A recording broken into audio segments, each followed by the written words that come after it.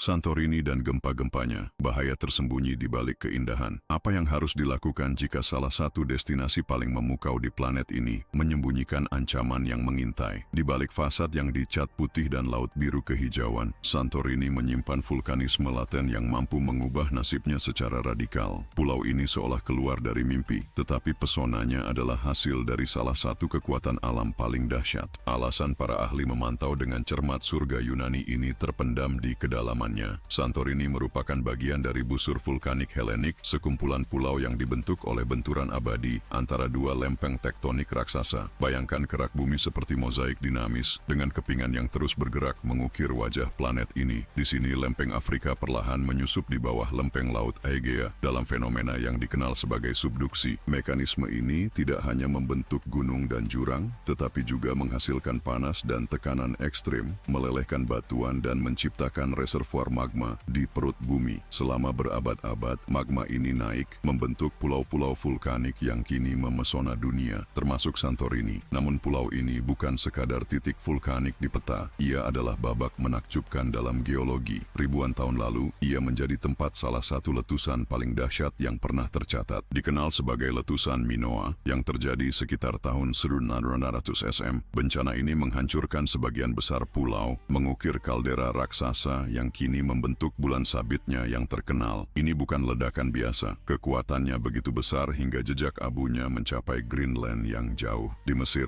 beberapa ahli bahkan menghubungkan fenomena ini dengan runtuhnya peradaban Minoa dan mitos Atlantis. Kaldera itu sendiri merupakan formasi geologis yang luar biasa. Bayangkan sebuah depresi besar dengan diameter sekitar 12 km, tercipta ketika ruang magma gunung berapi mengosongkan diri selama ledakan. Ini menyebabkan tanah di atasnya runtuh. Saat ini kaldera sebagian besar berada di bawah air, dengan tebing-tebing pulau yang menggambarkan tepinya dan memberikan pemandangan spektakuler yang menarik banyak pengunjung. Aspek krusialnya bagaimanapun adalah bahwa kaldera ini bukanlah peninggalan kuno. Ia tetap aktif dengan ruang magma tersembunyi tepat di bawah permukaan, terus berubah dan terisi kembali. Namun, sejarah vulkanik Santorini tidak berhenti di situ. Beberapa kilometer di timur laut terletak gunung berapi, bawah Laut Kolumbo, seorang pemain yang kurang terkenal, tetapi sama relevannya dalam lanskap vulkanik lokal. Kolumbo merupakan bagian dari sistem magma yang sama dengan Santorini dan memiliki catatan erupsinya sendiri. Aktivitas terakhirnya yang signifikan terjadi pada tahun 1650 ketika ia meledak di bawah air, menyebabkan ratusan kematian dan melepaskan uap beracun. Penelitian mengungkapkan bahwa ruang magma Kolumbo sedang berkembang dengan proyeksi yang menunjukkan kemungkinan erupsi baru dalam 150 tahun ke depan. Koneksi erat antara Santorini dan Kolumbo ini adalah elemen kunci untuk memahami bahaya saat ini di wilayah tersebut. Tapi apa sebenarnya yang membuat sistem vulkanik Santorini begitu mengancam? Jawabannya terletak pada magma yang mendasarinya. Ada jaringan ruang magma dan dike yang rumit. Pada dasarnya celah yang terisi magma yang menghubungkan berbagai bagian sistem vulkanik. Ruang-ruang ini tidak tetap diam. Mereka terus menerima pasokan dari sumber magma yang lebih dalam, berasal dari mantel bumi. Saat magma naik, tekanan internal sistem meningkat, menciptakan kondisi yang kondusif untuk erupsi. Namun, ada satu detail yang krusial. Proses ini tidak selalu mengumumkan diri dengan cara yang jelas. Dalam beberapa kasus, tanah mungkin menunjukkan pembengkakan atau terjadi peningkatan aktivitas seismik, tetapi ada situasi di mana letusan terjadi tanpa peringatan sebelumnya. Dan ketika kita berbicara tentang aktivitas seismik, Santorini jauh dari yang asing. Kekuatan tektonik yang sama yang memberi makan vulkanonya juga menempatkannya di antara area geologis paling tidak stabil di Eropa. Guncangan di wilayah ini dapat dipicu oleh pergeseran lempeng tektonik, pergerakan magma di bawah tanah, atau kombinasi dari faktor-faktor tersebut. Peristiwa seismik ini tidak hanya berfungsi sebagai indikator aktivitas vulkanik, mereka juga berpotensi memicu tanah longsor, tsunami, dan risiko terkait lainnya. Justru kombinasi elemen-elemen ini, sistem magma yang tidak terduga, sejarah letusan katastrofik, dan kegemparan tektonik yang konstan yang membuat Santorini sama menariknya dengan mengancam. Para peneliti menunjukkan keprihatinan khusus terhadap kamar magma dangkal yang terletak di bawah kaldera. Data terbaru mengungkapkan bahwa reservoir bawah tanah ini sedang berkembang, menunjukkan bahwa sistem mungkin sedang bersiap untuk peristiwa letusan baru. Meskipun tidak mungkin untuk menentukan dengan tepat kapan atau bahkan apakah ini akan terjadi, dampak yang mungkin terjadi cukup signifikan. Bab geologis Santorini masih sedang ditulis. Di bawah pemandangannya yang menakjubkan, berdenyut sebuah sistem dinamis dan terus berubah yang telah membentuk masa lalunya dan akan terus membentuk takdirnya. Memahami geologi pulau ini melampaui mengungkap misteri sejarahnya. Itu juga berarti mengantisipasi apa yang mungkin terjadi di masa depan. Anda mungkin bertanya-tanya, bagaimana sebuah gunung berapi memberi sinyal akan letusannya yang akan datang? Apakah mengeluarkan kolom asap, menghasilkan suara bawah tanah, atau kombinasi dari petunjuk yang lebih dan kurang terlihat yang telah dipelajari para ilmuwan untuk pantau? Dalam kasus spesifik Santorini, memang ada peringatan yang mengindikasikan kemungkinan aktivitas vulkanik atau seismik, tetapi tantangan sebenarnya terletak pada mengartikannya dengan cukup jauh sebelumnya. Kompleks vulkanik Santorini menyerupai raksasa yang tertidur yang sesekali terbangun dengan manifestasi yang mengesankan. Di antara indikator yang paling jelas adalah peristiwa seismik, guncangan vulkanik atau gempa bumi biasa, yang disebut sebagai kelompok seismik terdiri dari rangkaian gempa kecil yang muncul ketika magma mendorong jalannya melalui retakan kerak bumi. Bayangkan kesulitan memeras pasta gigi melalui lubang yang sangat kecil dan tersumbat. Secara alami, Anda akan merasakan tekanan yang meningkat sebelum produk akhirnya keluar. Dengan cara yang sama, kelompok seismik ini biasanya terjadi di wilayah kaldera atau di sekitar gunung berapi bawah Laut Kolumbo, mengungkapkan pergerakan magma di bawah tanah. Baru-baru ini, Santorini menunjukkan peningkatan frekuensi aktivitas seismik. Pada periode antara 2011 dan 2012, tercatat ribuan mikrogempa di bawah pulau. Para peneliti juga mengamati pengangkatan tanah yang mencapai hingga 14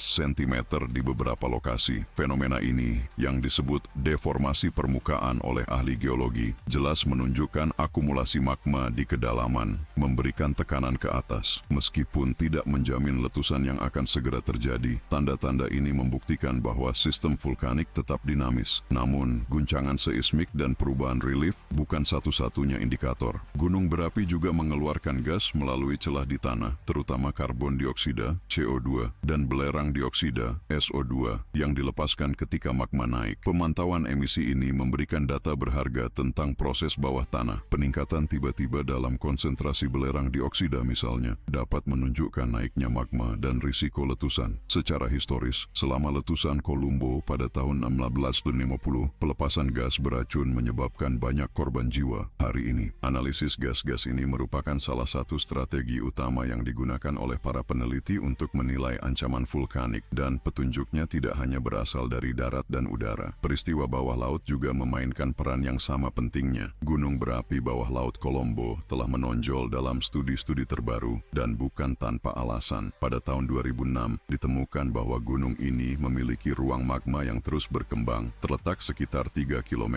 di bawah dasar laut. Cadangan magma ini terus bertambah secara konsisten, dan perhitungan menunjukkan bahwa letusan dapat terjadi dalam 150 tahun ke depan. Meskipun periode ini terasa lama dalam skala manusia, hal ini tidak signifikan dalam istilah geologis. Letusan bawah laut mungkin tidak terlihat sebesar letusan di darat, tetapi risikonya unik dan signifikan. Selama letusan terakhirnya pada tahun 1650, Kolombo menciptakan tsunami yang menghancurkan dan menerjang pulau-pulau tetangga. Jika aktif kembali, gunung ini dapat memicu gelombang dengan skala serupa, mengancam tidak hanya Santorini tetapi seluruh wilayah Aegea. Karena berada di bawah air, pemantauannya lebih kompleks dibandingkan gunung berapi di darat, menjadikannya tantangan yang lebih besar untuk prediksi akurat. Tentu saja, para ilmuwan tidak hanya mengandalkan satu atau dua teknik untuk melacak aktivitas vulkanik dan seismik Santorini. Mereka menggunakan serangkaian teknologi canggih untuk pengawasan terus-menerus terhadap pulau ini. Geodesi satelit dan INSAR, Interferometric Synthetic Aperture Radar, misalnya, mampu merekam bahkan perubahan terkecil dalam relief permukaan. Metode-metode ini mendeteksi deformasi tanah dengan presisi milimeter, memberikan informasi berharga tentang pergerakan magma. Sumber daya penting lainnya adalah jaringan pemantauan seismik yang menggunakan seismometer, alat yang merekam getaran tanah yang tersebar di pulau dan di laut. Peralatan ini menangkap segala sesuatu mulai dari gempa mikro hingga guncangan yang lebih kuat, membantu para peneliti mengungkap jalur tersembunyi magma di bawah permukaan. Baru-baru ini, kecerdasan buatan dan pembelajaran mesin telah digunakan untuk menganalisis data seismik dan mendeteksi pola yang mungkin mengindikasikan letusan yang akan terjadi. Namun, meskipun ada kemajuan teknologi, memprediksi letusan gunung berapi masih belum menjadi ilmu yang tepat. Salah satu kendalanya adalah gunung berapi seperti di Santorini tidak selalu mengikuti perilaku yang dapat diprediksi. Gempa, swarm, dan deformasi Konfigurasi tanah yang diamati antara tahun 2011 dan 2012 misalnya, kehilangan intensitas tanpa mengakibatkan letusan. Peristiwa ini menggambarkan kompleksitas dan ketidakpastian fenomena alam ini. Meski begitu, masa lalu memberikan pelajaran berharga. Kemungkinan peristiwa Owe didahului oleh gempa bumi dan kenaikan tanah selama berbulan-bulan atau bertahun-tahun. Demikian pula, letusan Kolombo pada tahun 1650 didahului oleh gempa bumi dan pelepasan gas. Dengan menyelidiki catatan sejarah ini, para ilmuwan berusaha memahami lebih baik tanda-tanda peringatan dan kemungkinan perkembangan letusan di masa depan. Namun muncul pertanyaan krusial, berapa lama waktu peringatan yang benar-benar kita miliki? Sementara beberapa letusan, seperti Gunung St. Helens pada tahun 1980, menunjukkan peringatan yang jelas selama berminggu-minggu. Yang lain, seperti Pulau White di Selandia Baru pada tahun 2019, terjadi hampir tanpa tanda apapun. Dalam kasus Santorini, kombinasi aktivitas seismik, emisi gas, dan perubahan tanah kemungkinan akan memberikan sedikit waktu untuk bereaksi, tetapi tanpa kepastian mutlak. Bagaimana dengan Anda? Apa yang akan Anda lakukan jika berada di Santorini dan tiba-tiba merasakan tanah bergetar? Apakah Anda akan mempercayai peringatan ilmiah dan menunggu informasi lebih lanjut atau segera pergi? Bagikan pendapat Anda di komentar di bawah. Perspektif Anda dapat memicu debat yang menarik. Tidak dapat disangkal, tanda-tanda kemungkinan aktivitas vulkanik atau seismik di Santorini ada di mana-mana, mulai dari gempa bumi hingga perubahan halus pada bentang alam. Menguraikan tanda-tanda ini adalah keseimbangan halus antara pengetahuan ilmiah, catatan sejarah, dan sifat bumi kita yang tak terduga. Satu hal yang pasti, kompleks vulkanik Santorini tetap aktif dan cepat atau lambat akan kembali menunjukkan kekuatannya. Dilema sebenarnya yang membingungkan semua orang adalah seberapa besar kemungkinan bencana alam di Santorini dan apa konsekuensinya. Memprediksi momen pasti dari gempa bumi atau letusan vulkanik merupakan salah satu tantangan terbesar dalam ilmu geologi. Berbeda dengan meteorologi yang mengandalkan pola cuaca dan model yang dapat diprediksi, gunung berapi, terutama sistem kompleks seperti Santorini, mengikuti jadwal geologis yang sulit dipahami. Fenomena yang bisa tiba-tiba bangkit setelah berabad-abad tidak aktif. Namun, dengan kemajuan teknologi pemantauan, para peneliti telah mampu mengidentifikasi tanda-tanda peringatan dengan lebih efektif. Tapi seberapa dekatkah suatu peristiwa letusan dan apa dampaknya? Mari kita mulai dengan menganalisis keadaan terkini sistem vulkanik. Penelitian terbaru mengungkapkan bahwa kamar magma dangkal Santorini yang terletak di bawah kaldera telah secara bertahap terisi kembali dalam beberapa dekade terakhir. Bayangkan proses ini seperti mengisi balon. Awalnya, tekanan internal tidak signifikan, tetapi seiring bertambahnya volume, mencapai titik kritis pecah. Dalam konteks vulkanik, pecahan ini akan sesuai dengan letusan. Kompleksitasnya terletak pada ketidakmungkinan menentukan dengan tepat ambang tekanan yang diperlukan untuk memicu fenomena tersebut, atau kecepatan pengisian magma. Yang terbukti adalah koneksi kamar ini dengan reservoir magma yang lebih dalam, memastikan aliran material pijar yang terus-menerus ke sistem. Berikut adalah teks yang diterjemahkan ke dalam bahasa Indonesia dengan mempertahankan format yang sama termasuk spasi, jeda baris, dan paragraf. Maka ada Kolombo. Reservoir magmanya yang terus mengembang merupakan ketidakpastian besar. Letusan yang mungkin terjadi bisa jadi sama katastrofiknya dengan kaldera Santorini, atau bahkan lebih buruk karena terletak di bawah perairan. Peristiwa ini dapat menciptakan perpindahan massa air laut yang masif, memicu tsunami yang mampu menyapu seluruh Laut Egea. Bayangkan pantai-pantai di Santorini, laut yang tenang, langit biru, hingga air tiba-tiba surut secara mengejutkan. Pertanda kembalinya lautan dengan kekuatan yang menghancurkan. Inilah bahaya sesungguhnya dari Kolombo. Bukan hanya karena letusannya sendiri, tapi juga efek berantai yang dapat ditimbulkannya. Tetapi seberapa besar kemungkinan letusan atau gempa yang akan segera terjadi, itu tergantung pada faktor seperti aliran magma, tekanan tektonik, dan akumulasi tekanan. Ilmuwan memperkirakan Kolombo bisa aktif dalam 150